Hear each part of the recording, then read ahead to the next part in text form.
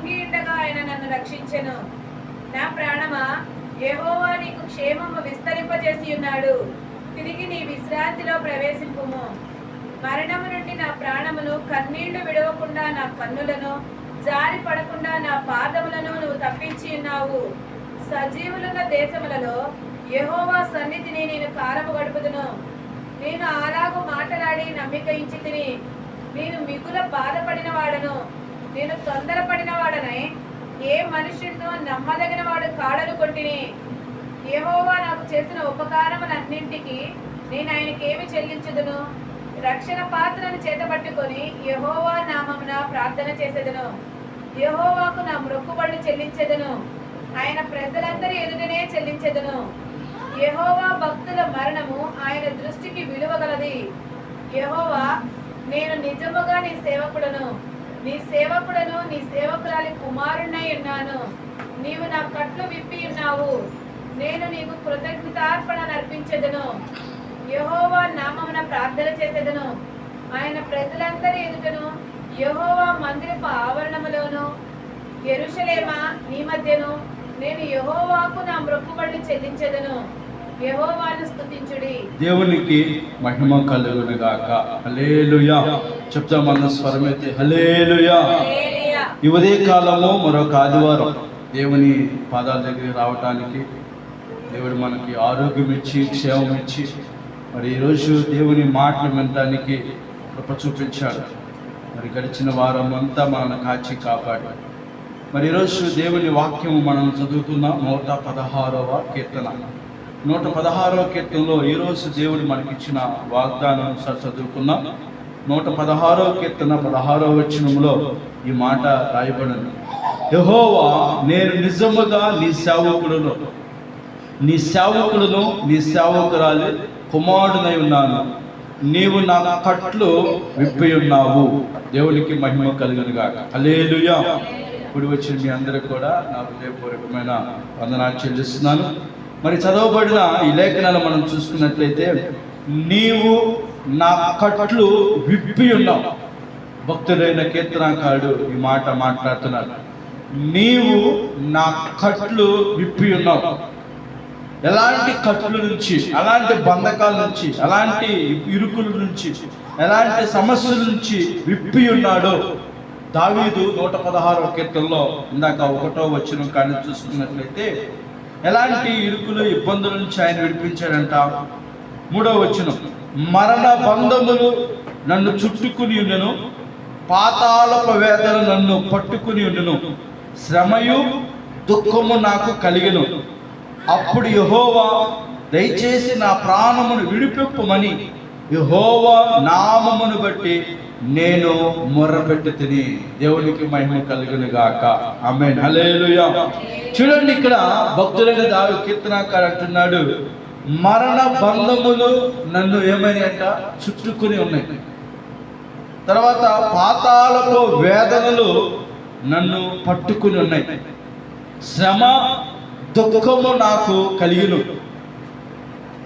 అటన్నిటి నుంచి నేను ప్రార్థన చేయగా, ఈ భక్తుడు అంటున్నాడు, నేను ప్రార్థన చేయగా నా దేవుడు నాకేం చేశాడంటే అటన్నిటి నుంచి ఏం చేశాడంట, ఆ కట్లన్నిటి నుంచి విప్పి ఉన్నాడు. దేవునికి స్తోత్రం. హల్లెలూయా. ఈరోజు మన ఆత్మీయ జీవితంలో, మన భక్తి జీవితంలో, మన కుటుంబ జీవితంలో మనము కూడా ఏ పరిస్థితుల్లో కూడా మనం వెళ్తున్నాం. ఈరోజు మనకు తెలియకోకుండా అపవాది ద్వారా కానీ, కొన్ని మనకు ఎదురయ్యే శ్రమలు, ఇరుకులు, ఇబ్బందుల ద్వారా కానీ, ఏదైనా సరే ఆ కట్ల నుంచి విప్పగల దేవుడు ఎవరంటే మన ప్రభు అయిన యేసుక్రీస్తు. దేవుడికి మహిమ కలుగును గాక. దావీదు భక్తులైన కీర్తనకారుడు అన్నాడు, నన్ను ఈ పరిస్థితులన్నిటి నుంచి విడిపించున్నాడు. ఎప్పుడు అంటే నా దేవుడికి నేనేం చేశానంట, ప్రార్థన చేశాను. నా ప్రాణమును విడిపింపమని నేను యెహోవా నామమును బట్టి నేను దేవుడికి ఏం చేశాను అన్నాడు, మొర్రపెట్టి తిని, ప్రార్థన చేసి తిని. తర్వాత 6వ వచనం, యెహోవా సాధువును కాపాడువాడు, నేను కృంగి ఉండగా ఆయన నన్ను రక్షించును. నా ప్రాణమా యెహోవా నీకు క్షేమం విస్తరింపజేస్తున్నాడు, తిరిగి నీ విశ్రాంతి ప్రవేశింపుము. మరణము నుండి నా ప్రాణమును, కన్నీళ్లు విడవకుండా నా కన్నులను, జారి పడకుండా నా పాదములను తప్పించి ఉన్నావు. హల్లెలూయా. ఎంత గొప్ప మాట చెప్తున్నాడు చూడండి. ఎవరు సాక్ష్యం చెప్తున్నాడు? ఈ 116వ కీర్తనలో భక్తులైన దావీదు కీర్తనకారుడు అంటున్నాడు, దేవుడు నన్ను ఇలాంటి పరిస్థితుల నుంచి కాపాడాడు, రక్షించాడు, నన్ను సంరక్షించాడు, నన్ను ఈ బంధకాల నుంచి విడిపించాడు అని ధైర్యముగా ఇక్కడ ఏం చెప్తున్నాడు? సాక్ష్యం చెప్తున్నాడు. మరణము నుండి నా ప్రాణమును, కన్నీళ్లు విడవకుండా నా కన్నులను, జారి పడకుండా నా పాదాలను నువ్వు తప్పించి ఉన్నావు, కాబట్టి నేను నీకు కృతజ్ఞతాస్తుతులు చెల్లిస్తానని భక్తుడైన కీర్తనకారుడు అంటున్నాడు. ఇక్కడ మనం చూసుకున్నట్లయితే, సజీవుల దేశంలో యెహోవా సన్నిధిని నేను కాలము గడుపుదును. 11వ వచనం, నేను తొందరపడిన వాడినై ఏ మనుషుడు నమ్మదగిన వాడు అనుకుంటుంది. యెహోవా నాకు చేసిన ఉపకారానికి నేను ఆయనకేమి చెల్లించుదును. రక్షణ పాత్రను చేతపుచ్చుకుని యెహోవా నామమున ప్రార్థన చేసిదును. యెహోవాకు నా మొక్కుబడి చెల్లించుదును. ఆయన ప్రజలందరి ఎదుటను నేను చెల్లించుదును. ఇక్కడ ఇందాక చెప్పే కదా, ఈ కీర్తన చాలా జాగ్రత్తగా మనం విన్నట్లయితే, ఈ కీర్తనకారుడు దేవుడు నాకు చేసిన ఉపకారాలను బట్టి, అంటే నేను ఎలాంటి పరిస్థితుల్లో ఉన్నాను, ఎలాంటి బంధకాల్లో ఉన్నాను, ఎలాంటి కన్నీళ్ళలో ఉన్నాను, ఎలాంటి ఇరుకులో ఉన్నాను, నా దేవునికి నేను మొరపెట్టగా నా దేవుడి అన్నిటి నుంచి నన్ను ఏం చేశాడంటే కట్లన్నిటి నుంచి విడిపించాడు. కాబట్టి నేను ఆయన నాకు చేసిన ఉపకారాలు బట్టి నేను ఆయనకేమి చెల్లిస్తాను. రక్షణ పాత్రను చేతపుచ్చుకుని నేను ఆయనకు ఏం చెప్తానంటున్నాడు? కృతజ్ఞతాస్తుతులు చెల్లిస్తాను. అది ప్రజల ముందర నా సాక్ష్యం చెప్తాను అంటున్నాడు. చూసారా? మామూలు సమస్యలు కాదు, భక్తుడికి మామూలు సమస్యలు ఎదురవ్వాలి. ఆయనకి సామాన్యమైన సమస్యలు కాదు, చిన్న చిన్న సమస్యలు కాదు, చాలా భయంకరమైన మరణపు అంచుల వరకు వెళ్ళొచ్చిన వ్యక్తి, మరణ సమస్యలన్నిటి నుంచి, కన్నీళ్ళలో, కష్టాల్లో, బాధల్లో, ఇరుకులో, బంధువుల ద్వారా, కొడుకు ద్వారా, మామ ద్వారా, అనేక మంది మనుషుల ద్వారా సమస్యల్లో కూడా వెళ్ళిన ఈ కీర్తనకారుడు. అందుకే నా కట్లు ఏమన్నాడు? నీవు నా కట్లు ఏం చేశావు? విప్పి ఉన్నావు. స్తోత్రం, హల్లెలూయా. చెప్పండి ఈ మాట. యేసయ్యా, అందరూ చెప్తాం, బిగ్గర స్వరంతో చెప్తాం. యేసయ్యా, నీవు నా కట్లు విప్పి ఉన్నావు. హల్లెలూయా. ఆ కట్లు విప్పి ఉన్నావు అని దావీదు కీర్తనకారుడు చక్కని మంచి మాట. నా కట్లు విప్పి ఉన్నావు. ఎందుకంటే కట్లు విప్పగలిగే దేవుడు, మరణపు ముళ్ళును విరిచగలిగే దేవుడు, పాతాళ పాశము నుంచి అక్కడి నుంచి లేవనెత్తగల దేవుడు, సమస్యల నుంచి లేవనెత్తగలిగే దేవుడు, కృంగిన వారిని లేవనెత్తగలిగే దేవుడు. అందుకే లోకాసు సువార్తలో మాట చూడండి. ఆయన ఎవరో మనకు అర్థమైతే, ఆయన ఎవరో, ఆయనే ఇక్కడ ఒక చోట మందిరానికి వెళ్ళి ఆ మాట చదువుతున్నాడు. లోకాసు సువార్త 4వ అధ్యాయంలో ఆయన యెషయా ప్రవక్త గ్రంథం తీసుకున్న 17వ వచనంలో 4:17 ప్రవక్త అయిన యెషయా గ్రంథము ఆయన చేతికి ఇవ్వడు. ఆయన గ్రంథము విప్పగా అంటున్నాడు, ఆయన గ్రంథము విప్పగా ప్రభు ఆత్మ నా మీద ఉన్నది, పేదలకు సువార్త ప్రకటించుటక ఆయన నన్ను అభిషేకించును, చెరలోనున్న వారికి విడుదలను, గుడ్డి వారికి చూపును కలుగునని ప్రకటించుటకు, నలిగిన వారిని విడిపించుటకు, ప్రభు హితవత్సరం ప్రకటించుటకు ఆయన నన్ను పంపి ఉన్నాడు. చూసారా? యేసు ప్రభు ఎందుకు వచ్చాడో ఆయనే స్వయంగా చెప్తున్న మాట. నేను ఎందుకు పంపబడ్డాను అంటే, కృంగిన వారిని, బంధింపబడ్డ వారిని, సమస్యల్లో ఉన్నవారిని, ఇరుకులో ఉన్నవారిని, పాపులను, అసలు ఆయన వచ్చిందే పాపులను రక్షించుతాడు. ఎందుకంటే నీతిమంతుడు ఒక్కడు లేడు, అందరూ పాపము చేసి పనికి మాలిన వారిగా ఉన్నప్పుడు వారందరిని రక్షించడానికి ప్రభువైన యేసుక్రీస్తు ఈ లోకానికి వచ్చాడు. అయితే ఈరోజు ఎవరు ఏ సమస్య గుండా వెళ్ళా, ఏ బంధకాల గుండా వెళ్ళా, మన యేసయ్య ఆ కట్లన్నిటి నుంచి ఏం విప్పి వేసే దేవుడు. హల్లెలూయా. ఆ బంధకాలన్నిటి నుంచి విప్పించే దేవుడు. యేసయ్యేమో బంధకాలు విప్పుతానంటే కొంతమంది ఏం చేస్తారంటే బంధకాలు కట్టుకుంటారు. కాళ్ళకో బంధకం, చేతులకో బంధకం, మెడకో బంధకం, నడువుకో బంధకం, తాళ్ళు బంధకాలు, బంధకాలు సైతాను యొక్క బంధకాలు.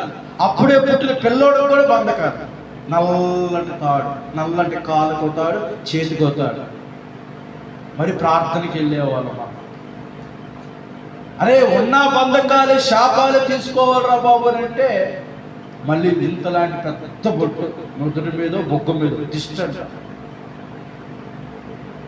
ఇవన్నీ సైతాన్ శాస్త్రం. భక్తిలో ఎదిగినోడు ఇలాంటి పిచ్చి పిచ్చి పనులు చేయడు, పిచ్చి పిచ్చి శాస్త్రం చేయడు. ఎందుకంటే ఆత్మీయతలో ఎదిగినవాడే అరే యేసయ్య నా బంధకాలు విప్పించేవాడు, యేసయ్య నా కట్లు విప్పేవాడు. దావీదు నీవు నా కట్లు విప్పి ఉన్నావు, నా దేవుడు నా కట్లు విప్పుతాడని మనం అనుకుని ప్రార్థించుకుని ఆయన వైపు చూడాలి. కానీ ఈ తాళ్ళు కట్టుకుని ఆ తాళ్ళు కట్టుకుని మెదురుగా గుమ్మడిగా పెట్టుకుని గడప దగ్గర రాడ్ వేసుకుని చీపురు వేసుకుంటే ఏ సుఖం? కట్లు విప్పే దేవుడు లోకాస్వామి చెప్తున్నాడు, నేను కట్లు విప్పే దేవుడు. బంగారు అదేదో మనీ ప్లాంట్ పెట్టుకుంటే ఇంట్లో మనీ వచ్చేసిందంట. మనీ ప్లాంట్ పెట్టుకున్నంత మాత్రం ఇంట్లో మనీ వచ్చేసిందా? జాతి సోది చెప్పిస్తున్నంత మాత్రాన మన జీవితాలు మారిపోతాయా? చిలక జోస్యం చెప్పించిన మాత్రాన జీవితాలు మారిపోతాయా? జాతకాలు మార్చగలిగే దేవుడు మన యేసయ్య. జాతకాలను మార్చగలిగే దేవుడు, రాతలను మార్చగలిగే దేవుడు. ఒక ఆయనకి చేతుల్లో ఇంతవరకే చెయ్యాలి, ఈ చేయుడు. ఒక ఆయన కాళ్ళు, మోకాళ్ళ నుంచి 2 కాళ్ళు లేవు, కానీ ఆయన పెళ్ళయింది, 4 పిల్లలు 5 పిల్లలు ఉన్నారు. దేశం మొత్తం సువార్త చేస్తున్నారు. ఈ మధ్యన కొన్ని సంవత్సరాల క్రితం ఇప్పుడు గుంటూరు కూడా వచ్చాడు ఆయన. అసలు ఆయన నడవటమే, ఆయన మోకాళ్ళ మీద కాళ్ళు లేవులో మోకాళ్ళ మీద నడుస్తూ ఉంటాడు. బైబిల్ కూడా అట్లా తీస్తూ ఉంటాడు. చేతులతోనే ఈ మొండంతోనే బ్రష్ చేస్తూ ఉంటాడు. అసలు ఈయనకి వివాహం కావటం అంటే ఇంపాసిబుల్. ఈరోజు మనిషి రాతలు నమ్ముతున్నాడు, గీతలు నమ్ముతున్నాడు, హస్తవాసన నమ్ముతున్నాడు. ఆ హస్తవాస డాక్టర్ అయితే మాకు బాగుండేది, ఆ హస్తవాసతో డబ్బులు ఇస్తే కలిసి వచ్చింది, ఆ మనిషి ఎదురొస్తే మాకు కలిసి వచ్చింది. హస్తవాస. దేవుడేమో ఏం చేస్తానంటున్నాడు, నేను నీ కట్లను విప్పుతానంటున్నాడు. కానీ మనుషులేమో కట్లు కట్టుకుంటున్నారు. దావీదు అంటున్నాడు, నన్ను ఎలాంటి కట్టుని చుడిపించాడంటే మరణ బంధకులను చుడిపించాడు, పాతాళపు వేదనను చుడిపించాడు, శ్రమలను విడిపించాడు, దుఃఖమును విడిపించాడు. ఇదిగో మరణము నుండి నా ప్రాణం కన్నీళ్లు విడవకోకుండా, నా కన్నులను జారి పడకుండా, నా పాదాలను తప్పించి ఉన్నావు. అందుకే నేను నీకు కృతజ్ఞతాస్తుతులు చెల్లిస్తాను. నువ్వు చేసిన ఉపకారాలను బట్టి నేను నీకేమీ చెల్లించదు.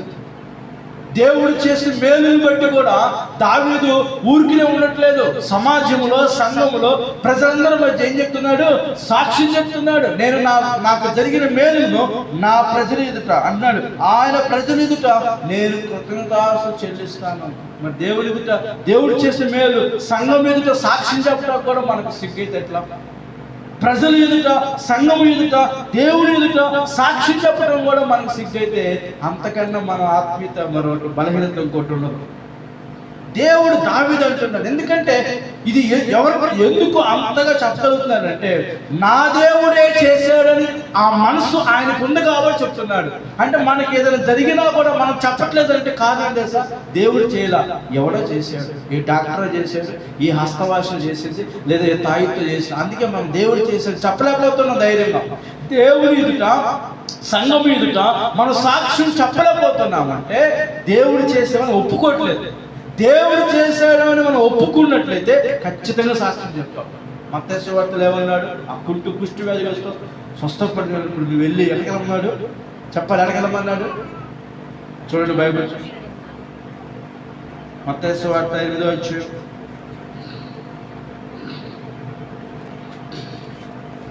హల్లెలూయా, స్తోత్రం. 8వ అధ్యాయం 1వ వచనం. ఇదిగో కుష్ఠరోగి వచ్చి ఆయన మొక్కి, ప్రభు నీకు ఇష్ట శుద్ధునిగా వచ్చి, అందుకే చెయ్యి చాటు వాడిని ముట్టి నాకు ఇష్ట శుద్ధుడిగా తక్షణమే వాడి కుష్ఠరోగి శుద్ధి. అప్పుడు యేసు ఎవరితో ఏమీ చెప్పకుస్తుంది, కానీ నువ్వు వెళ్ళి వారికి సాక్షార్థమే నీ దేహమును యాజకుని కనపరుచుకుని మోషే నియమించి కాను సమర్పించి వాటిని చెప్పిన, నువ్వు వెళ్ళి వారికి సాక్షార్థమై. యేసు ప్రభువే చెప్పాడు, సాక్ష్యం చెప్పండి. ఈరోజు మనం ఎందుకు చెప్పలేకపోతున్నాం? నా కట్టు దేవుడిగా తిప్పింది డాక్టర్, నా కట్టు దేవుడిగా తిప్పింది సోది, నా కట్టు ఆ మనిషి చెప్పాడు, ఈ మనిషి, అందుకే చెప్పలేకపోతుంది. దేవుడు నన్ను బాగు చేశాడు, నా కుటుంబాన్ని బాగు చేశాడు, నా బిడ్డలు బాగు చేశాడు. మనం ఈ ఎవరు చెప్పగలుగుతారంటే నాయన నా కట్లు విడిపాడు కాబట్టి చెప్పగలుగుతారు. దావీదుకి అంటున్నాను 36 కీర్తనలో, ఆయన నాకు చేసిన ఉపకారాలు బట్టి నేను ఆయనకేమీ చెల్లించుతాను అంటున్నాడు. యెహోవా, నేను నిజముగా నీ సేవకులను కుమారుడైనాను, నీవు నా కట్లు విప్పి ఉన్నావు, నేను నీకు ఏం చెల్లిస్తాను? కృతజ్ఞత అర్పణ చెల్లిస్తాను. యెహోవా నామమున ప్రార్థన చేస్తాను. ఆయన ప్రజలందరి ఎదుట యెహోవా మందిర ఆవరణంలో యెరూషలేమా నీ మధ్య నేను యెహోవాకు నా మొక్కుబడి చెల్లిస్తాను. అంటే దేవుని ఎదుట, సంఘం ఎదుట, సమాజం ఎదుట నా మొక్కుబడి చెల్లిస్తాను, నా సాక్ష్యం చెప్తాను, నేను నీ కృతజ్ఞతాస్తుతులు చెల్లిస్తాను. ఎందుకు? నువ్వు సామాన్య విషయం చేయలే, నాకు మేలు, నా కట్లు విప్పావు. ఎలాంటి కట్లు? మరణం నుంచి లేపావు, బంధకాల నుంచి లేపావు, కన్నీళ్ళ నుంచి లేపావు, శ్రమ నుంచి విడిపించావు, దుఃఖం నుంచి విడిపించావు. మామూలు విషయం కాదు. ఏ మనుషుడు నమ్మదగిన వాడు కాడు, నువ్వు మాత్రమే నమ్మదగిన దేవుడు. హల్లెలూయా, నువ్వు మాత్రమే నమ్మదగిన దేవుడు. ఆ విశ్వాసం దావీదుకు ఉంది కాబట్టి నేను ప్రజల ఎదుట నీకు నేను సాక్ష్యం చెప్తాను. ఈరోజు మనం ఎందుకు చెప్పలేకపోతున్నామంటే ఆయన చేసేదని నీ మనసులో అనుకుంటే సరిపోదు, నీ కుటుంబం వరకు నీ నలుగురిలో అనుకుంటే సరిపోదు, సంఘం ఎదుట, సమాజం ఎదుట. అందుకే దేవుడు నమ్మిన వారు ప్రజల ఎదుట నన్ను ఎవరైతే ఒప్పుకుంటారో నేను పరలోకంలో వారిని ఏమన్నాడు? ఒప్పుకుంటాను. ఎవడైతే పబ్లిక్ ఈ రాబోతున్న రోజుల్లో చూడండి, ఈ చివరి దినాల్లో నువ్వు ఒప్పుకోవాలి. నీకు మేలు జరిగినా, నీకు ఏం జరిగినా, దేవుడు పెట్టవని, క్రైస్తవుడు అని, దేవుడు ఎరిగినవని ఒప్పుకుంటేనే పరలోకంలో నీకు రాజ్యం, నీకు శాశ్వతమైన ఆ దీవెన లేకపోతే స్థానం ఉంటుంది. ఒప్పుకున్నవాడే అక్కడ ఒప్పుకుంటాడు, ఒప్పుకోబడతాడు. ఇక్కడ ఒప్పుకోలేదు అనుకో, అమ్మ వాళ్ళేముంటారు, వీళ్ళేమనుకుంటారు, లేకపోతే నాకు కష్టం వచ్చిందో ఒప్పుకుంటే అక్కడ కూడా ఒప్పుకోలేదు, దేవుడు ఒప్పుకోడు. ఈరోజు కట్లు నుంచి విడిపించే దేవుడు ఉన్నాడనే సత్యం మనం గ్రహించినట్టు, ఆ కట్లు ఏ కట్టులైనా విడిపించిన దేవుడు నాకు తోడుగా ఉన్నాడని సత్యము మనం నమ్మినట్లయితే అద్భుతం చేస్తాడు. ఆమేన్, హల్లెలూయా. మరొక మాట మనం చూద్దాం. చూడండి, కీర్తనలు 68:6, 68వ కీర్తన 6వ వచనం, 68వ కీర్తన 6వ వచనం. దేవుడు ఏకాంగులను సంసారులుగా చేయవాడు, ఆయన బంధింపబడిన వారిని విడిపించి వారిని వర్ధిల్ల చేయవాడు. చూడండి, ఆయన ఎలాంటి వాడు దేవుడు అంటే బంధింపబడి వారిని విడిపించి వారిని ఏం చేస్తారంట? వర్ధిల్లింప చేస్తారు. బంధకాల్లో ఉన్న వారిని విడిపిస్తాడు. విడిపించి వారిని విడిపించడం వరకే కాదు, బంధకాల నుంచి విడిపించడమే కాదు, ఆ విడిపించిన వ్యక్తిని ఏం చేస్తారంట? వర్ధిల్లింప చేస్తారు. హల్లెలూయా. తర్వాత మరొక మాట 107వ కీర్తన 14వ వచనం, 107వ కీర్తన 14వ వచనం. హల్లెలూయా. వారి కట్లను తెంపివేసి చీకటిలో నుండి మరణాంధకారములో నుండి వారిని రప్పించెను. దేవునికి మహిమ కలుగును గాక. హల్లెలూయా. చూడండి, ఇశ్రాయేలీయులు ఎంత ఈ కష్టములో, ఇరుకులో, చీకట్లో, బంధకాల్లో దాదాపు 450 సంవత్సరాల బానిస బ్రతుకు చీకటిలో మగ్గిపోతున్న ఇశ్రాయేలీయులు ప్రార్థన చేయగా 450 సంవత్సరాలు ప్రార్థన చేయడం అంటే అది మామూలు విషయం కాదు. ఎంత సహనం, ఎంత ఓపిక, ఎంత నిరీక్షణ ఉండాలి, నమ్మకం ఉండాలి. నేను దేవుడి మీద ఏదో ఒక రోజు దేవుడు విడిపిస్తాడని ఆశతో ప్రార్థన. ఎన్ని సంవత్సరాలు? 450 సంవత్సరాలు ప్రార్థన చేయడం అంటే అంత ఆశామాషిగా. 1 సంవత్సరం ప్రార్థన చేస్తే ఏం జరగదను, 2 సంవత్సరాలు ప్రార్థన చేస్తే ఏం జరగదను, లేదా ఒక 10 సంవత్సరాలు ప్రార్థన చేస్తే ఏం జరగలేదను అని దేవుడి మీద అలిగి, సంఘం మీద అలిగి, ప్రజల మీద అలిగి, సంఘం మానేసి దేవుడికి సన్నిధి మానేసి వాళ్ళు ప్రజలు ఈ లోకంలో ఉంటే ఇశ్రాయేలు ఎంత నిరీక్షణ అంట. కొన్ని వందల సంవత్సరాలు వారు ఏం చేశారంట, ప్రార్థించగా కష్టకాలమందు వారి యెహోవాకు మొరపెట్టారు.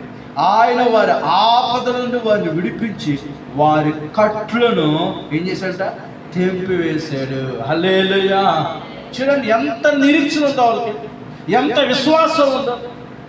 అదే కొంతమంది ఏమంటారు తెలుసా, ఇంకేం ప్రార్థన చేస్తాం ఆ విషయం కోసం, ఇంకేం జరుగుతుందిలే ఆ కార్యాలు, ఇంకేం మేలు జరిగిద్దిలే మాకు, ఇంకేం కొడతారులే మాకు, లేకపోతే ఇంకేం మాకు స్వస్థత కలిగిద్దిలే, ఇంకేం మాకు అద్భుతం జరిగిద్దిలే అనుకుని అవిశ్వాసంతో వారి నోరే అవిశ్వాసంతో మాట్లాడుతూ ఉంటారు. కానీ ఇక్కడ అంటున్నాడు కదా, ఆయన ప్రార్థన చేయగా, వాళ్ళు ప్రార్థన చేయగా కష్టకాలం ముందు వారి యెహోవాకు మొర్రపెట్టగా వారి ఆపదల నుండి వారు విడిపించి వారి కట్లు తెంపివేసి చీకట్ల నుండి మరణాంధకారం నుండి వారు రప్పించెను. ఆయన కృపను బట్టి నరులు కాంచి ఆశ్చర్యకాన్ని బట్టి వారు యెహోవాకు కృతజ్ఞతాస్తుతులు చెల్లించారట. హల్లెలూయా. ఎంత గొప్ప విషయం అండి. ఆషామాషమైన దేవుడు కాదు, నువ్వు నేను ఆరాధించే దేవుడు ఆషామాషి దేవుడు కాదు. దేవుడు ఎప్పుడు తక్కువ అంచనా లేదు. మనం ఆరాధించే దేవుడిని ఎప్పుడు తక్కువ అంచనా లేదు. తేలిగ్గా కూడా చూడకూడదు, తక్కువగా చూడకూడదు. ఆయన ఎంతటి సమర్థమైన అసాధ్యమైన కార్యాలైనా కూడా ఆయన ఏం చేయగలుగుతారంటే సాధ్యపరుస్తారు. ఆయన అంటున్నాడు, నేను ఈ బంధకాల్లో ఉన్నవారు విడిపించడానికి వచ్చాను, ఈ చెరసాల్లో ఉన్నవారు విడిపించడానికి వచ్చాను, ఈ కట్టు నుంచి విడిపించడానికి వచ్చాను. ఏ కట్లైనా ఆయన విడిపించడానికి. అది రోగమా కట్ల, ఆర్థిక సమస్యమైన కట్ల, మరణ బంధకాల కట్ల, అది ఏ ప్రాబ్లం అయినా మన కళ్ళ ముందులో ఎంతమంది కట్లు విప్పాడు దేవుడు. మన కళ్ళ ముందులో ఎన్ని రోగాలు, దెయ్యాల నుంచి, చీకటి శక్తుల నుంచి దేవుడు విడిపించాడు, ఎన్ని ఉపద్రవాల నుంచి విడిపించాడు. ఒకరోజు ఒక చీకటి దెయ్యం పట్టిన ఒక అమ్మాయిని ఆయన వాళ్ళ నాన్న తీసుకొచ్చాడు. ఒక దైవజనుడు తీసుకొచ్చినప్పుడు ఆయన దగ్గర నలుగురు మోసుకొచ్చారట. మోసుకొచ్చినప్పుడు ఆయన ముందు తీసుకొచ్చి కూర్చోబెట్టాడు. ఆ నలుగురు పట్టుకున్నంతసేపు వెలవెల్లాడుతున్నాడు, నన్ను వదలండి. అయితే దైవజనుడు అక్కడ ఉండి ఏం చేస్తున్నారంటే లోపల ఒక ప్రార్థన చేసుకుంటున్నాడు. ఆ మనసులో ఒక ప్రార్థన చేసుకుంటా ఉన్నాడు. ఎప్పుడైతే సరే దైవజనుడు ఉన్నారు, ఏసన్న గారు, ఆయన పేరు ఏసన్న, ఆయన ఏమన్నారంటే మీరు వదలండి వాడిని, ఆ అమ్మాయిని వదిలేసిన తర్వాత ఆయన లోపల ప్రార్థన చేసుకుని ఆ అమ్మాయి దగ్గరికి వెళ్ళిన తర్వాత ఆ అమ్మాయితో నువ్వెవరు, నువ్వేంటి అని అడుగుతుంటే, నువ్వు ఇందాక ప్రార్థన చేస్తున్నావు కదా, ఆ ప్రార్థన ఏదో ఆపు అంటున్నారు, ఆ మాట ఏదో ఆపు అంటున్నారు. ఇందాక ఆయన ఏమని ప్రార్థన చేసుకుంటున్నాడు లోపల, యేసు రక్తం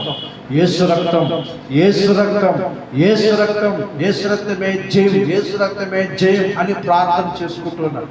ఆ మాట సైతానికి ఇష్టం ఉన్నట్ల. ఎప్పుడైతే ఏసన్న గారు ఆ అమ్మాయి చేయబెట్టి ప్రార్థన చేసి యేసు రక్తమే జయం అని అంటూ ప్రార్థిస్తుండగానే ఆ హాల్లో ఉన్న అమ్మాయి వెనకాలకు వెళ్ళిపోయి తలుపు తీసి అవతలకి వెళ్ళిపోయి అవతల పడిపోయిందంట. వెళ్ళిపోయిన తర్వాత వెంటనే ఏం జరిగింది సార్, ఆ అమ్మాయిలో ఉన్న చీకటి ఒక వేప చెట్టులోకి వెళ్ళి ఆ వేప చెట్టు కొమ్మ, పెద్ద కొమ్మ అంట, మంచి లావు కొమ్మ, సగం అది మొత్తం ఇరిగిపోయింది. దేవునికి మహిమ కలుగును గాక. హల్లెలూయా. అంటే ఆమెలో ఉన్న చీకటి దురాత్మ ఆ చెట్టుని పడిపోయింది. ఆ చెట్టు పెడపెడబడ పగిలిపోయి విరిగిపోయి పడిపోయింది. సైతాను మనిషిని కోల్చాలని, మనిషిని పడేయాలని, మనిషిని విరగొట్టాలని, మనిషిని చంపాలని చూస్తాడు. కానీ ఆ రోజు ఆ దైవజనుడు ప్రార్థించిన ద్వారా ఆమె కట్లు దేవుడు విడిపించాడు. హల్లెలూయా. మన కళ్ళ ముందు ఎన్నో కట్లు విప్పబడిన తర్వాత దేవుణ్ణి కలిగి ఉండాలి. విప్పబడిన తర్వాత దేవుని అనుసరించేవారుగా ఉండాలి. విప్పబడిన తర్వాత దేవుడు అనుసరించుకోకుండా తిరిగితే మన బైబిల్లో ఒక వాక్యం బాగా ఉంది. ఒక వెళ్ళిపోయిన దెయ్యం ఏం చేసిందంట, మరి 7 దెయ్యాలు తీసుకొచ్చిందంట. దేవునికి మహిమ కలుగుగా. హల్లెలూయా. అందుకే ఇక్కడ అంటున్నాడు కదా దేవుని వాక్యంలో 107వ కీర్తన 14 వచ్చిన, వారి కట్లను, ఇశ్రాయేలు వారి యొక్క కట్లు తెంపివేసి చీకట్లో నుండి మరణాంధకారం నుండి వారిని ఏం చేస్తారంట, రప్పించును. అప్పుడు వారు దేవునికి కృతజ్ఞతాస్తుతులు చెల్లించారంట. కీర్తన 2వ కీర్తన 2వ వచనం చూడండి, అక్కడ కూడా మాట అంటున్నాడు. 2వ కీర్తన 2వ వచనం, మనము వారి కట్లు తెంపుదము రండి, మనము వారి కట్లు తెంపుదము రండి, వారి పాశములను మన యొద్ద నుండి పారవేయదము రండి అని చెప్పుకొనుచు భూరాజులు యెహోవాను ఆయన అభిషక్తుని విరోధముగా నిలవబడుతున్నారు. చూడండి 2వ వచనంలో అన్ని ఎలా గలత చేస్తున్నారు, జనములు ఎలా వ్యర్థమైన దాన్ని తలంచున్నారు. మనము వారి కట్టు తెంపుదము రండి, వారి పాశము మన యొద్ద నుండి పారవేయదము రండి అని చెప్పుకొనుచు. మనము వారి కట్లు తెంపాలి. అర్థమే తెలుసా, ఫస్ట్ మనము కట్లన్నిటి విడిపించబడాలి. మనం విడిపించబడి మరికొంతమందిని ఏం చేయాలంట, విడిపించి దేవుని దగ్గరికి తీసుకురావాలి. హల్లెలూయా. మనం మట్లాది వారి రోజు వాక్యం చదువుకుంటాం, కట్టబడిన గాడిద. ఆ గాడిద కట్టబడి ఉంటే యేసు ప్రభు ఇద్దరు శిష్యులు పిలిచి, మీరు ఊర్లోకి వెళ్ళి పలానా చోట ఒక గాడిద కట్టబడి ఉన్నది, దాన్ని కట్లు విప్పి తీసుకురండి. ఎవడైనా ఇది ఎందుకు విప్పుతున్నావు అని మిమ్మల్ని అడిగితే ఇది ఎవరికి కావాల్సింది, ప్రభువునకు కావాల్సింది అని మీరు చెప్పండి అన్న.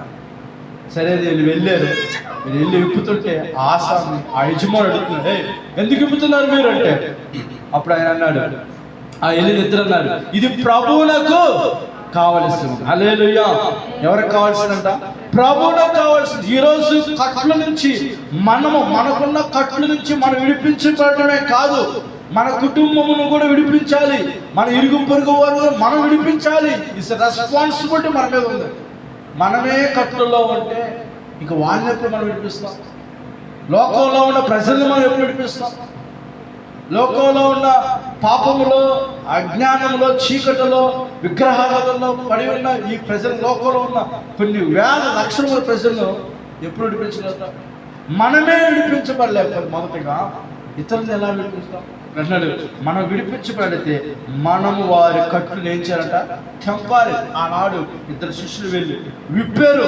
ఆ కట్టును విప్పంగానే అది ఆ గాడిద ఎవరికి కావాల్సిందంట, ప్రభువును. ఈరోజు ఇంకా దేవుడికి కావాల్సిన వారు ఎంతో మంది ఉన్నారు. మన ఇంట్లో మనం ఒక్కరమే కాదు, మన భర్త దేవుడికి కావాలి, పిల్లల దేవుడికి కావాలి, కుటుంబం దేవుడికి కావాలి, బంధువులు దేవుడికి కావాలి, మన ఇరుగు పొరుగు వారందరూ కూడా దేవుడు పిలుస్తున్నాడు. వారి కట్టు తెంపే అధికారం ఎవరికి ఇస్తాడంటే సంఘానికి ఇస్తాడు. సంఘం అంటే మనమే. ఆయన ఆరాధించేవారు మనకు ఆ అధికారం ఇస్తాడు.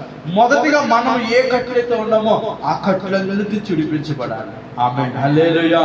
దావీదు చెప్పినట్లుగా, దేవా నీవు నా కట్టును ఏం చేసావు, విప్పి ఉన్నావు అని మనం చెప్పి అనేక మందిని మన దేవుని దగ్గర నడిపించగలిగితే, ఇదే క్రైస్తవుడికి దేవుడి యొక్క మనసు ఏం తెలుసా, దేవుని యొక్క హృదయం ఏం తెలుసా, నువ్వు రక్షించబడిన తర్వాత, నువ్వు విడిపించబడిన తర్వాత నీ ద్వారా కొంతమందినైనా ఆ కట్లు విడిపించి దేవుడి దగ్గర తీసుకురావాలి.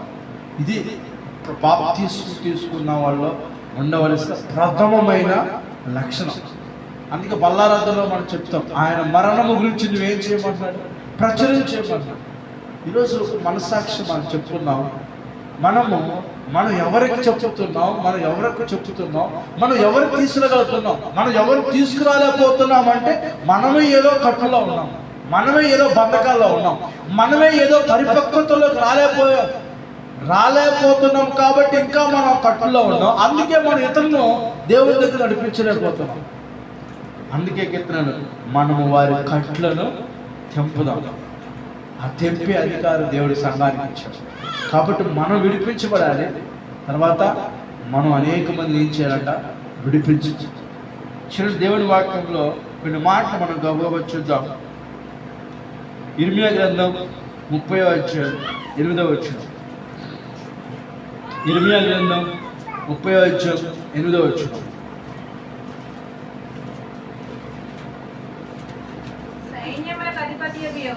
ఈలాగు సెలవిచ్చుచున్నాడు, నీకున్న కాడి నీ మెడ నుండకుండా ఆ దినమున నేను దాన్ని విరిచి నీ కట్లను తెంపెదను. దేవునికి మహిమ కలుగును గాక.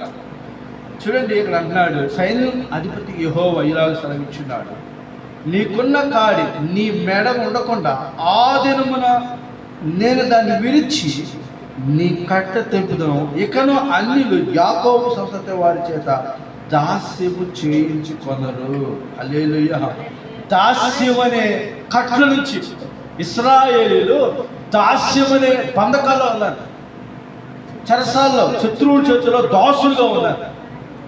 దేవుడు అన్నాడు, నేను మీ కట్లను దాసత్వం అనే కట్లను నేను విడిపిస్తాను. పౌలు గారు అంటాడు, మనం స్వతంత్రులమే కానీ ఇంకా బంధకాలు ఉండేవారు కాదు. ఎందుకంటే దేవుడు మనకు ఆ స్వాతంత్రం ఇచ్చాడు. ఎందుకంటే ఆ కట్లందరి నుంచి విడిపించాడని పౌలు గారు గలతీ సంఘంలో చెప్తూ ఉంటాడు. అందుకే మనం ఎప్పుడు కూడా విడిపించబడిన వారుగా ఉండాలి.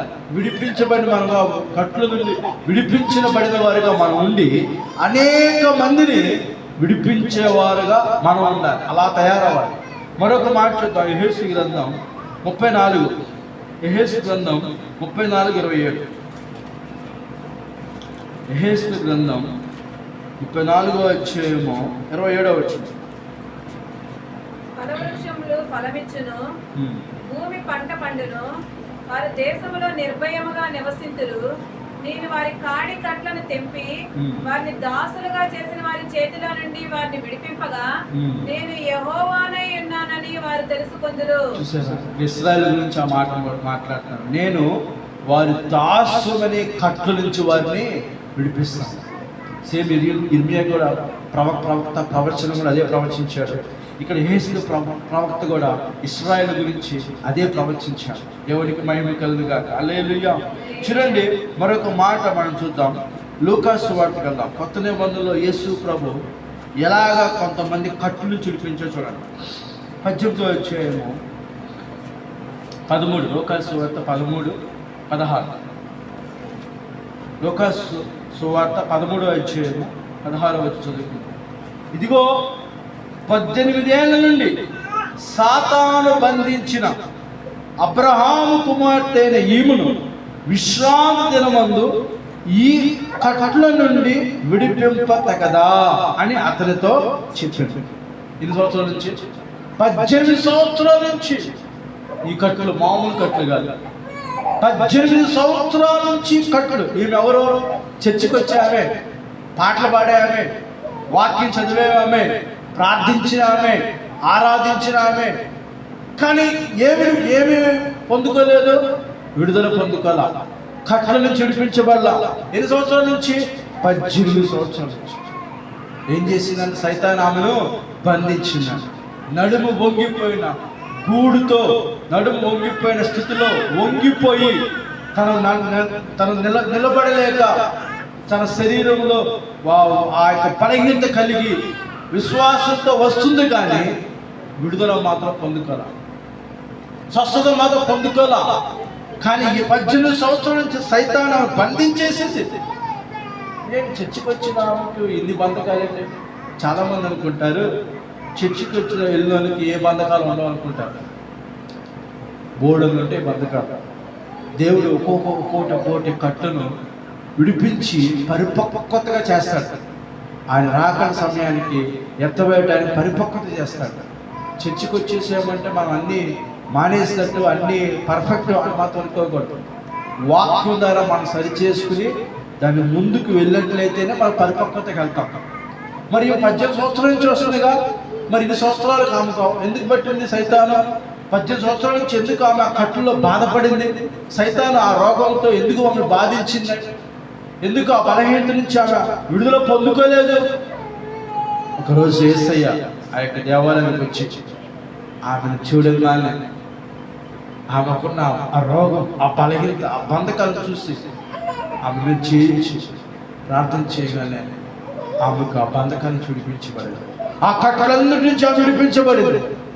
పక్కన జనం అంటారు, ఇది పునరుద్ధరణ దినం, ఇది విశ్రాంతి దినం, ఈ పూట స్వస్థత చేయడం కరెక్ట్ కాదు. అంటే ఏ పని చేయకూడదు అన్నమాట. వాళ్ళ ఉద్దేశం సబ్జెక్టులు పరిశీలన అంటే ఎలా అంటారంటే మంచి చేయటం ఇష్టపడదు వాళ్ళు. ఎప్పుడు మనుషులు రోగాలతో ఉండడమే వాళ్ళకి ఇష్టం.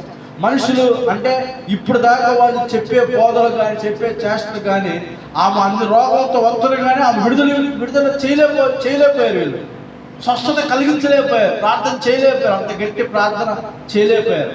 మరి యేసయ్య ఆ రోజు రాగానే ఆమె విడుదల పొందగానే సంతోషపడి, అయ్యో మేము చేయలేకపోయిన యేసయ్య సంతోషపడకపోగా ఈ యొక్క విశ్రాంతి దినాన మీరు ఎందుకు స్వస్థపరిచారని యేసయ్యనే తిరగబడ్డాడు. అప్పుడు యేసయ్య అన్నాడు, ఒరే ఈమె 18 ఏళ్ల నుండి సాతాను బంధించిన అబ్రహాము కుమార్తె. ఈమె ఎవరవ్వాలి? అబ్రహాము కుమార్తె, అవిశ్వాసు తండ్రి అయిన అబ్రహాము కుమార్తె. ఈమె సాతాను బంధిస్తే విశ్రాంతి దినమున ఈ కట్టలను చెడిపంప తగదా, ఇది చేయకూడదా అని వారి ప్రశ్న వాళ్ళ నోరు మూసుకున్నారు. అంటే చూడండి ఎన్ని కట్టలలో గుండా సైతాను మనుషులు పట్టేస్తుంది.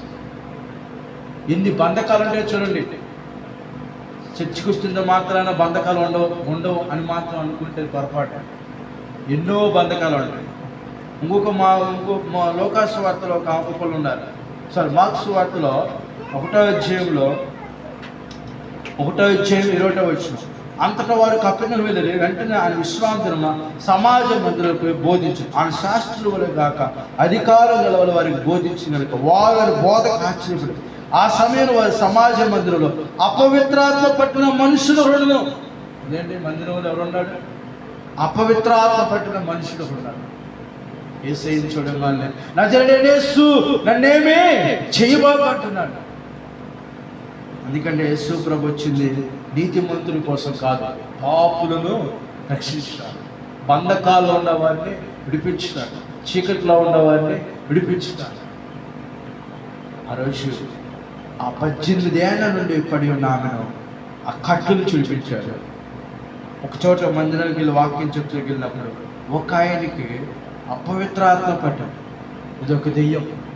ఆ దెయ్యం బట్టి ఆయన అక్కడికి వెళ్ళినప్పుడు ఆ దెయ్యం ఆయన చూసి పారిపోయింది. సైతాను అనేక కట్లను మనకు తెలియకోకుండా మనల్ని బంధకాల్లో పడేస్తా ఉన్నాం. రోగం అనే కట్లు, లోకం అనే కట్లు, కులం అనే కట్లు, గర్వం అనే కట్లు, అలుగుడు అనే కట్లు, సొడుగుడు అనే కట్లు. ఇవి కూడా కట్లే.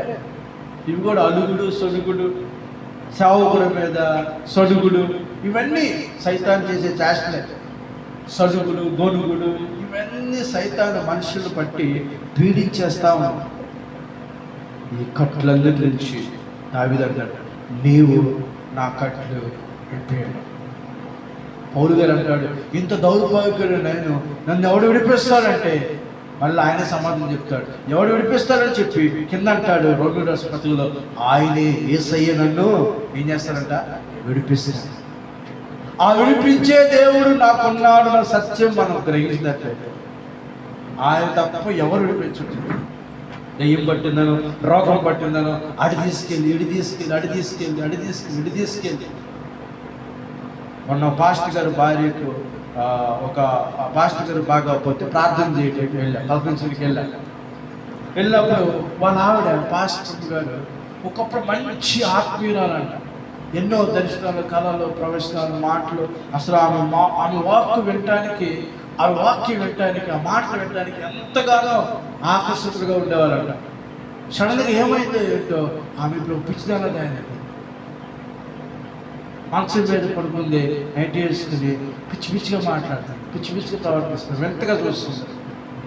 ఏం దయ్యారంటే, అయ్యా అన్ని చోట్ల తీసుకెళ్ళా, తిరగని ప్లేస్ లేదు, తిరగని గుడి లేదు, తిరగని దరగా లేదు, చివరికి ఎందుకంటే వాళ్ళు చెప్పారనో, ఆ బంధువులు చెప్పారు, వాళ్ళు చెప్పారు, వీళ్ళు చెప్పారు, అన్ని చోట్ల తీసుకెళ్ళారు. సరేనా, వాళ్ళ పిల్లలు అటు తీసుకెళ్ళాలి నాన్న, ఇటు తీసుకెళ్ళాలి అంటే సరైన విశ్వాసం కాదు, సరైన భక్తి కాదు. సరైన భక్తుడు అయితే అటు ఇటు తిప్పడం. సరైన భక్తుడైతే, నిజమైన భక్తుడైతే దేవుడి మీద ఆధారపడతాడు. అటు ఇటు కానివాడు అయితే ఏం చేస్తారు సార్? అటు ఇటు తిరుగుతూ ఉంటాడు, కుడికి ఎడమ తిరుగుతూ ఉంటాడు. తిరిగారు ఇంకొక ఎక్కడికో ఆ సేవకులు పిలిపించి, ఈ సేవకులు పిలిచి, ఆ రాష్ట్రం ఉన్న సేవకులు, ఈ రాష్ట్రం ఎక్కడ ఎంతమంది సేవకులు వచ్చినా కూడా ఏమీ కాదు. స్టిల్ ప్రజెంట్ ఇప్పుడు కూడా ఆమె అట్లా బలహీనత బాధపడుతుంది. దాదాపు 50 సంవత్సరాల వయసు. దాదాపు ఆమె బలహీనత పడట దాదాపు 10-15 సంవత్సరాలు అలాగే. మళ్ళీ లేచి నడిచింది, అంతా పిచ్చి పిచ్చిగా మాట్లాడటం, పిచ్చి పిచ్చిగా ప్రవర్తించటం. మరి ఒక దైవజనులు భార్య ఉండి అలాంటి కట్టల్లో ఉండిపోయింది.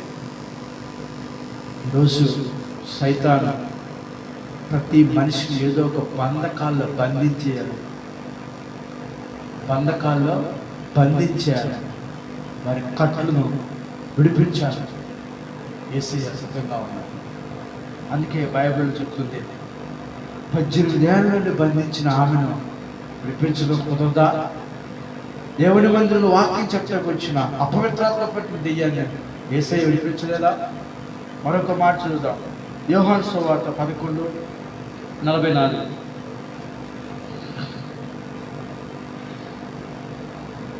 చనిపోయిన వాడు, కాళ్ళు చేతులు ప్రేత వస్త్రముతో కట్టబడినవాడు వెలుపలకు వచ్చి అతని ముఖమునకు రుమాలు కట్టిడు.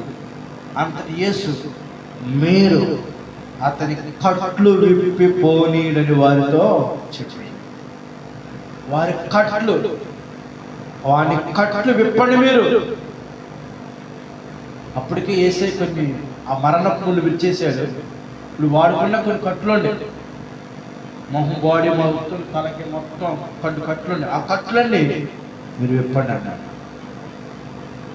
ఈరోజు దేవుడు అధికారాన్ని మనకి ఇవ్వబోదు. అధికారంతో మనం ప్రార్థన చేస్తే మన ఇంట్లో కట్లైనా, మన కలిగి ఉన్న కట్లైనా, మన కుటుంబానికి కలిగి ఉన్న కట్లైనా ఆయన విడిపించడానికి సమర్థం. హల్లెలూయా చెప్తాం అందరూ పెద్ద స్వరమైతే హల్లెలూయా హల్లెలూయా. మరొక మాట మనం చదువుదాం, చూడండి. లోకాసు సువార్త 19:29-34. లోకాసు సువార్త 29:34. ఆయన ఒలీవ కొండ దగ్గరున్న బేత్ఫగే బేతనియా అనే గ్రామముల సమీపమునకు వచ్చినప్పుడు తన శిష్యులిద్దరిని పిలిచి, మీరు ఎదుటనున్న గ్రామమునకు వెళ్ళుడి, అందులో మీరు ప్రవేశింపగానే. ఇది మనం చదువుకుందా ఆల్రెడీ నేను చెప్పేశాను లాస్ట్గా. 9వ అధ్యాయం లోకాసు సువార్త 9వ అధ్యాయం, లోకాసు సువార్త 9వ అధ్యాయం 37-43. మరునాడు వారు ఆ కొండ దిగి వచ్చినప్పుడు బహు జన సమూహం ఆయనకు ఎదురుగా వచ్చును. ఇదిగో ఆ జన సమూహంలో ఒకడు, బోధకుడా, నా కుమారుని కటాక్షించమని నిన్ను వేడుకొనుచున్నాను, వాడు ఒక్కడే కుమారుడు, ఇదిగో ఒక దెయ్యము వాని పట్టును, పట్టినప్పుడు వాడు అకస్మాత్తుగా కేకలు వేయును, నురుగు కారునట్లు అది వానిని విలవిలలాడించుచు గాయపరచుచు వానిని వదలకుండును. దానిని వెళ్ళగొట్టుడని నీ శిష్యులను వేడుకొంటిని గాని వారి చేత కాలేదని మొర్రపెట్టుకొనెను. అందుకు యేసు, విశ్వాసము లేని మూర్ఖతరము వారులారా, నేనెంతకాలము మీతో కూడా ఉండి మిమ్మల్ని సహించును, నీ కుమారుని ఇక్కడికి తీసుకుని రమ్మని చెప్పెను. వాడు వచ్చుచుండగా ఆ దెయ్యము వాడిని పడద్రోసి విలవిలలాడించెను. యేసు ఆ పవిత్రాత్మను గద్దించి బాలుని స్వస్థపరిచి వారి తండ్రికి అప్పగించెను. కనుక అందరూ దేవుని మహత్యమును చూసి ఆశ్చర్యపడి. హల్లెలూయా. ఒక తండ్రికి తన కొడుకు చీకటి దెయ్యము బంధకాల్లో కట్టలో అపవిత్రాత్మ పట్టిన దెయ్యము పట్టి పీడిస్తుంది, నురగపరుస్తుంది, రకరకాలుగా అతన్ని గాయపరుస్తుంది, భయంకరమైన బంధకాల్లో అతను ఉన్నాడు. ఆ కట్ల నుంచి విడిపించు అని శిష్యుల దగ్గరికి వస్తే శిష్యులు ఆ కట్ల నుంచి విడిపించలేకపోతారు. అప్పుడు యేసయ్య శిష్యులు గద్దించి అంటాడు, నేను ఎంతకాలం మీతో ఉంటాను, విశ్వాసం లేని మూర్ఖతరం వాళ్ళారా అని వారిని గద్దించి ఆ పిల్లవాడిని దగ్గర తీసుకున్నప్పుడు యేసయ్య ఏం చేశాడు, ఆ వ్యక్తిని ఆ కట్లన్నిటి నుంచి, ఆ బంధకాలన్నిటి నుంచి ఏం చేశాడంట, అపవిత్రత పట్టిన దయ్యం నుంచి ఆ బాలునికి ఏం చేశాడంట, స్వస్థత కలిగి చేశాడు. హల్లెలూయా. ఆ దినము ఆ వ్యక్తికి స్వస్థత కలిగింది. యేసయ్య ఏం కోరుకున్నాడంటే, నేను ఎలాగైతే ప్రజలను బంధకాల నుంచి విడిపిస్తానో మీరు కూడా అలాంటి బంధకాల నుంచి విడిపించాలి. అది యేసయ్య యొక్క డిజైర్. దేవుని బిడ్డల మీద ఉన్న ఆశ ఏంటంటే, విడిపించబడిన వారు అనేక మందిని మీరు విడిపించాలి. మీరు విడిపించట్లేదంటే మీలో ఏం లేదంటే విశ్వాసం లేదు. అందుకే వాళ్ళతో విశ్వాసం లేని మూర్ఖ తరము వారలారా అన్నాడు. ఇంకా నేను ఎంతకాలం ఉంటాను, నేను కొద్ది రోజులు వెళ్ళిపోతాను, తర్వాత చేయాల్సిన పని మీరే. విశ్వాసంతో ప్రార్థన చేయండి. ఇదే సన్నివేశం మత్తయి, మార్కు, లోకాలు చెప్పారు, యోహాను, ఇలా 3 సువార్తలు మనకు కనపడతాయి. ఒక చోట అంటాడు, శిష్యులు చదువుతారు, అయ్యా మేము ఎందుకు దాని నుంచి విడిపించలేదు? ఇది కేవలం ప్రార్థన ఉపవాసం అన్నాడు. ప్రార్థన ఉపవాసం అనే ఇలాంటివి పోతే అన్నాడు. అంటే దెయ్యాలు, కొన్ని దెయ్యాలు ప్రార్థన ఉపవాసం. కొన్ని కట్లు ఎలా పోతాయి అంటే ప్రార్థన ఉపవాసం. కొన్ని దెయ్యాలు ఎలా పోతాయి అంటే విశ్వాసం ద్వారా. కొన్ని దెయ్యాలు ఎలా పోతాయి అంటే మాట ఉచ్చారణ ద్వారా పోతాయి. చిన్న దెయ్యం అయితే చిన్న విశ్వాసం, పెద్ద దెయ్యం అయితే పెద్ద విశ్వాసంతో ప్రార్థించినప్పుడు అలా ఆ కట్లు నుంచి విడిపించబడతాయి. దెయ్యాలు అంటే డైరెక్ట్గా ఆ దెయ్యాలు 3 రకాల దెయ్యాలు. గర్వం అనే దెయ్యం, అలుగులనే దెయ్యం, ఇలాంటి భయంకరమైన కట్లు మనిషికి ఈరోజు కొలవనే కట్లు, డబ్బు అనే కట్లు, రకరకాల కట్లు మనుషులు ఈరోజు పట్టి పీడిస్తున్నాయి. ఆ కట్లో ఉన్న మనిషి ఆ బంధకాల నుంచి బయటపడలేకపోతున్నాడు. అయితే వాడు అనుకోవాలి, అయ్యా ఈ కట్లు నుంచి నన్ను విడిపించు ప్రభా అని ఎవరైతే ప్రార్థిస్తారో దావీదు అన్నట్టుగా, దేవా నీవు నా కట్లో విడిపియను. ఒక దైవజనుడి దగ్గర ఉన్నారు 2 కుర్రాళ్ళు. ఈ మధ్యనే ఒక దైవజనుడు కొన్ని సంవత్సరాలు 2-3 సంవత్సరాల క్రితం ఊరేసుకున్నారు. మళ్ళీ ఈ దైవజనుడు సంఘం ఎలాంటిదంటే ఎప్పుడు చేతపరిశుద్ధుల నుంచి విడుదల, బంధకాల నుంచి విడుదల, లేకపోతే ఏదో ఒక ప్రార్థన అది ఇది ఏదో జరుగుతూనే ఉంటాయి. వాళ్ళు పాల్పొందుకుంటూనే ఉంటారు. ప్రార్థన మంచిదే, విడుదల మంచిదే, అన్ని బాగుండే. అలాంటి ఆత్మీయమైన సంఘంలో ఉన్న ఆ కుర్రవాడు సూసైడ్ చేసుకున్నాడు. పొలంలోకి వెళ్ళి పురుగు ముందే చచ్చిపోయాడు. అరే నువ్వు అంత ఆత్మీయుడమైన సంఘంలో ఉన్నావు, సేవకుడితో ఉంటున్నావు, మరి నీకెందుకు అలాంటి చెడు సూసైడ్ చేసుకుని ఆలోచన ఎందుకు వచ్చింది? ఇంకొక విషయం, ఈ మధ్యన ఒక అతను ఇన్స్టాగ్రామ్లో ఒక అమ్మాయిని చూసి ప్రేమించాడు. ఇంత ఆత్మీయ సంఘంలో, ఇంత ఆత్మీయమైన సేవలు వచ్చాయి. ఎప్పుడు ఆ కట్ల నుంచి విడిపించి, బంధకాల నుంచి విడిపించి ఉన్న సంఘంలో సేవకు పక్కన తిరుగుతున్న ఈ కుర్రవాడు, ఆత్మీయ కుమారుడు చెప్తున్న ఈ కుర్రవాడు ఇన్స్టాగ్రామ్లో ఒక అమ్మాయిని చూసి ప్రేమించుకున్నాడు. అది చూడండి, భక్తిలో, దేవుని ఆత్మీయతలో, భక్తిలో దేవుడు ఇచ్చినప్పుడు చేసుకున్నాం, దేవుడు చిత్తంలో ఉండవని నడిపిస్తాడు. లేకపోతే దేవుళ్ళు ఏదో నరుడు ఒంటరిగా ఉండడం మంచిది కాదు, దేవుడు ఏదో చేస్తాడు, తీసుకొస్తాడు, దేవుడు ఏదో మ్యారేజ్ చేస్తాడు అని ఆలోచన కాకుండా ఈరోజు అంటే ప్రేమ పెళ్ళిళ్ళని ఎలా కొట్టారు, ఇన్స్టాగ్రామ్లో ప్రేమించుకుంటున్నారు, ఫేస్బుక్లో ప్రేమించుకుంటున్నారు, వాట్సాప్లో, లేకపోతే ఈ సోషల్ నెట్వర్క్లో ప్రేమించుకుని పెళ్లి చేసుకుంటున్నారు. ఇక్కడ అబ్బాయి అయితే అక్కడ ఇతర దేశాల్లో, లేదా ఇతర రాష్ట్రాల్లో, ఇతర ఊర్లో, ఆయన ఎవడో తెలియదు. ఆ రోజుల్లో పెళ్లి చేయాలంటే 10 తరాలు వెనకాల చూసేవాళ్ళు, 10 తరాలు ఎలా ఉందో అన్నీ ఎన్నో పెళ్ళి అంటే ఎన్నో ఆలోచనలు ఉండేవారు. ఈరోజు పెళ్ళి అంటే 3 నెలల ముచ్చట. ఈరోజు ఇన్స్టాగ్రామ్లో ప్రేమించడం, రేపు పెళ్లి చేసుకోవడం, ఎల్లుండి విడాహాలు తీసుకోవడం, అలా అయిపోయింది పెళ్ళి అంటే. ఇన్స్టాగ్రామ్లో చూసి పెళ్లి చేసుకున్నాను, తెలియదు నీకు వచ్చినాయి అంటే నువ్వు ఒక బంధకాలు ఉండవని నీకు తెలియదా? ఒక మంచి సేవకుడి దగ్గర నువ్వు ఉండవు, ఆత్మీయత ఎదగాలని నీకు తెలియదా? మంచి భక్తి చేయాలని నీకు తెలియదా? నీకు ఎలాంటి చెడు ఆలోచన నీకు వచ్చింది? చూసారా, ఈరోజు అనేక మంది యవ్వనస్తులు ఈ ఫోన్లో పిచ్చిలో పడిపోయి ఇన్స్టాగ్రామ్ అనో, రీల్స్ అనో, అవన్నో ఏదో ఒక అట్రాక్షన్. ఈ యవ్వనస్తులే కాదు, ఈరోజు వివాహమైన వాళ్ళు కూడా అనేక పాపపు బంధకాల్లో పడిపోవడానికి కారణం సైతాను అనేక విధాలుగా వారిని బంధించేస్తుంది. అది వివాహం కాని వారైనా, చిన్నపిల్లలైనా, పెద్దవాళ్ళైనా, యవ్వనస్తులైనా ఈరోజు అనేక బంధకాల్లో ప్రజలను బంధించేస్తుంది సైతాను.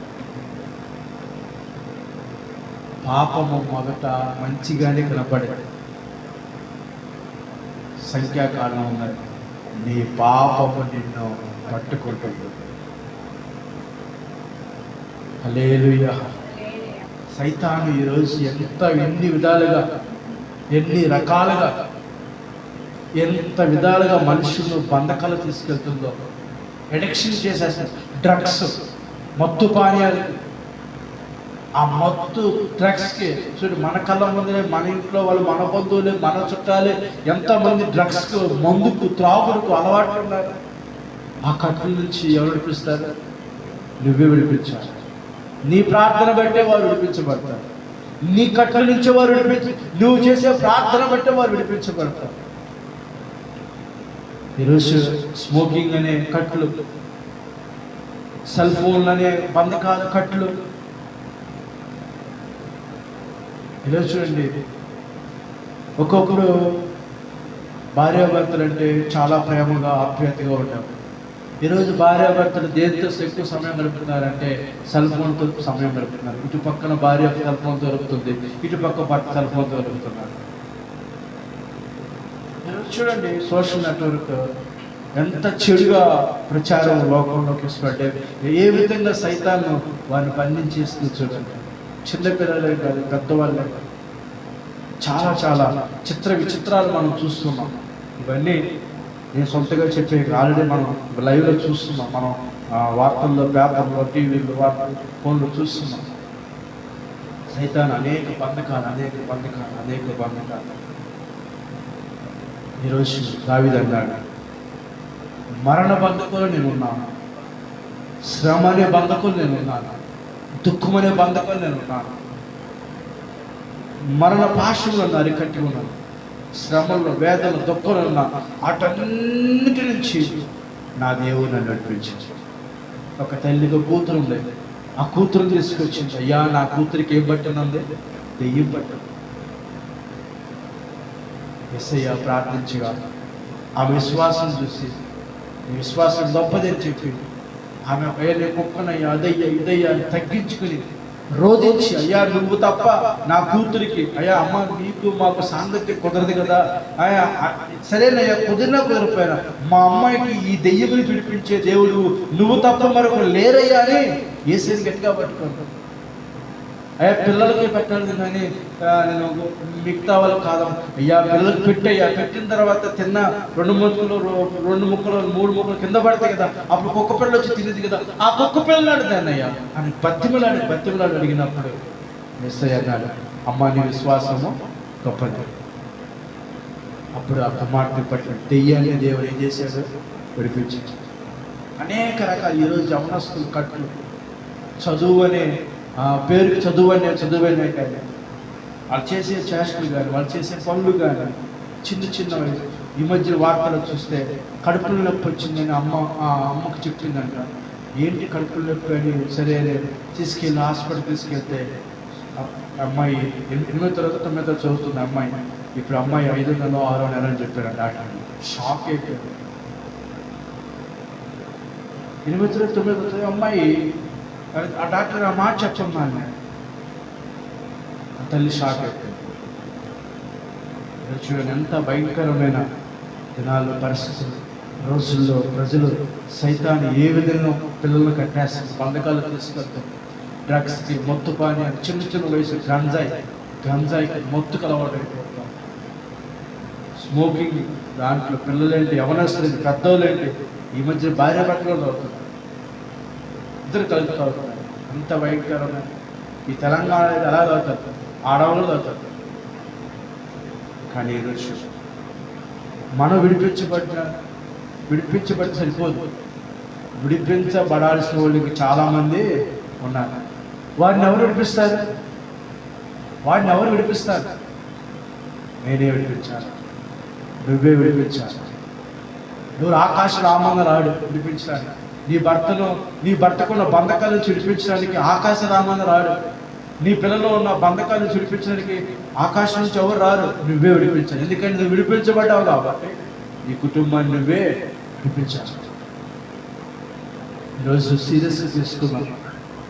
ఒకవేళ తెలిసో తెలియని బంధకాలు నువ్వు ఏదైనా ఉంటే, ఆ బంధకాలను, ఆ కట్టులైనా ఉంటే, నాకు ఆ కట్టును తొలగించి ప్రభు అని ప్రార్థించాను. రెండవదిగా నా కుటుంబంలో నా పిల్లలు, నా బంధువులు, నా స్నేహితులు, లేకపోతే నా ఇరుగు పొరుగు వారు ఈ బంధకాల్లో ఉన్నారయ్యా, ఈ కట్లలో ఉన్నారయ్యా. ఆ కట్ల నుంచి విడిపించి నలుగురు మోసుకెళ్ళారు వేసేది నలుగురు మోసుకెళ్ళారు. ఇంట్లో తీసుకెళ్ళడానికి అవకాశం లేదు. పై కప్పు తీసేసి నలుగురు నాలుగు కోళ్ళకు తాళ్ళు కట్టి ఏసై ఎదుట దింపారు. అప్పుడు ఏసై అన్నాడు, పక్షవాతం చెందిన వ్యక్తిని గురించి చూడాల. ఆ నలుగురు విశ్వాసం చూసి అన్నాడు, వారి విశ్వాసాన్ని బట్టి పక్షవాతం ఏం చేశాడంట, స్వస్థపరిచాడు. మన విశ్వాసాన్ని బట్టే వాడు ఏ డ్రగ్స్లో ఉన్నా, ఏ బంధకాల్లో ఉన్నా, ఈ కుటుంబంలో ఎవరు ఏ బంధకాల్లో ఉన్నా విడిపించడానికి ఆయన సమర్థం. ఈరోజు విశ్వాసంతో ప్రార్థన చేద్దాం. దావీదు చెప్పినట్లుగా కట్లు విడిపించబడిన తర్వాత సంఘంలో సాక్ష్యం చెప్పేవారుగా ఉండాలి. ప్రజలు ఎదుట సాక్ష్యం చెప్పేవారుగా ఉండాలి. సంఘం ఎదుట సాక్ష్యం చెప్పేవారుగా ఉండాలి. నలుగురిని విడిపించేవారుగా మనం ఉండాలి. కానీ మరలా తిరిగి మనం ఆ బంధకాల్లో పడేవారుగా మనం ఉండకూడదు. విడిపించబడిన తర్వాత తిరిగి మళ్ళీ ఆ బంధకాలు పడకూడదు ఉండాలంటే దేవుని కంచె కాపులో, ఆ దేవుని మన చుట్టూ కంచె వేసుకుని మన ఆయన కృపలో, ఆయన కాపులలో మనం భద్రపరచుకోవాలి. ప్రార్థన చేద్దాం. ఈరోజు దావీదు ఏ విధంగా అయితే, అయ్యా నువ్వు నా కట్లు విప్పి ఉన్నావు అని ప్రార్థన చేశాడు. బైబిల్ ఇప్పటివరకు ఎంతో మందిని కట్లు నుంచి విడిపించినట్టుగా మనం చూసాం. 18 సంవత్సరాల నుంచి ఆ వంగిపోయిన స్త్రీ బంధించిన ఆమె విడిపించాడు. అపవిత్రాత్మ పట్టి దెయ్యాన్ని విడిపించాడు. ఆ తండ్రికి, ఆ కొడుకుకి చిన్నపిల్లవాడి బంధకం విడిపించాడు.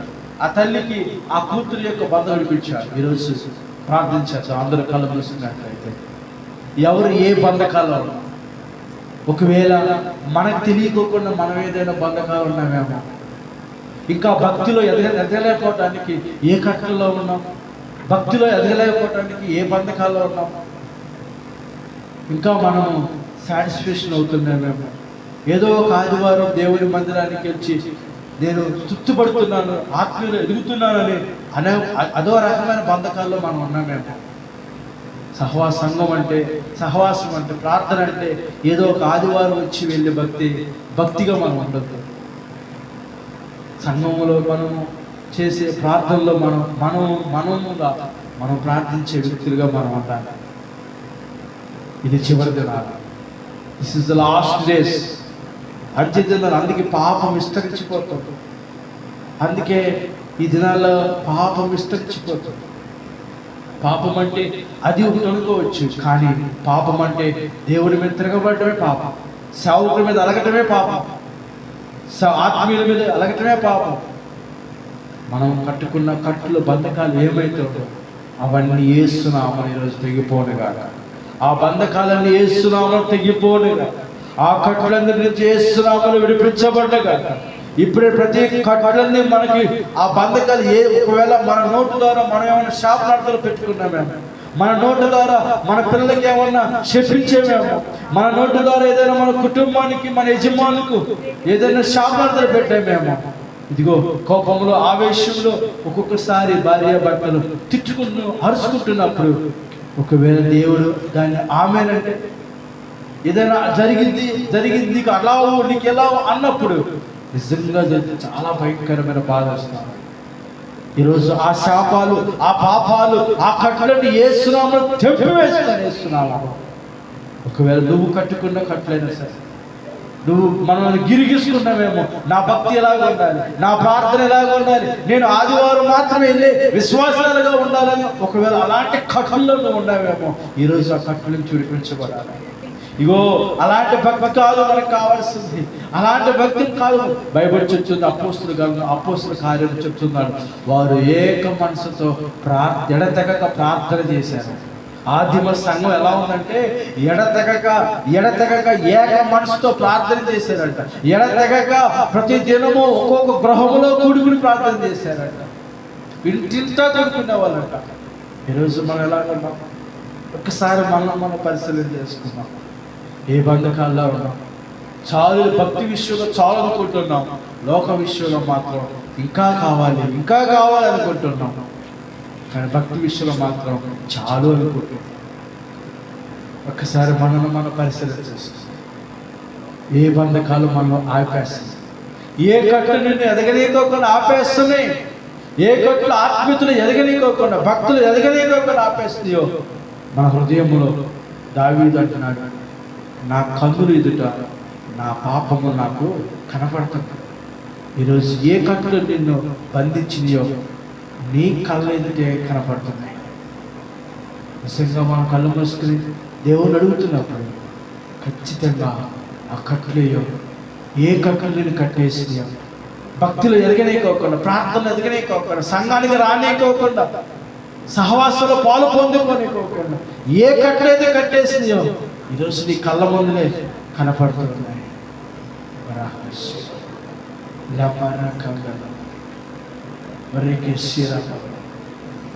నోరు తెచ్చి కొద్ది నిమిషాలు ప్రార్థన చేసుకుందాం. ఏదో హడావుడిగా వచ్చి హడావుడిగా వెళ్ళిపోయే భక్తి మనం వద్దు. నిలబడిన వాళ్ళైనా పొట్టు లాంటి వాళ్ళు మనకు వద్దు. కాయలు ఉన్న వాళ్ళే, గింజలు ఉన్న వాళ్ళే మనకు కావాలి. గింజ ఉన్న వాళ్ళే, బలం ఉన్న పొట్టుకు తిన్న వాళ్ళే, పొట్టుతో తిన్న వాళ్ళే కావాలి. హల్లెలూయా, హల్లెలూయా. అందరూ కళ్ళు మూసుకుని నోరు తెచ్చి కొన్ని నిమిషాలు ఏ కట్లు మనల్ని బంధించింది, ఏ బంధకాలు మనల్ని బంధించిన ఒకసారి చూద్దాం, ఆలోచిద్దాం. హల్లెలూయా, హల్లెలూయా.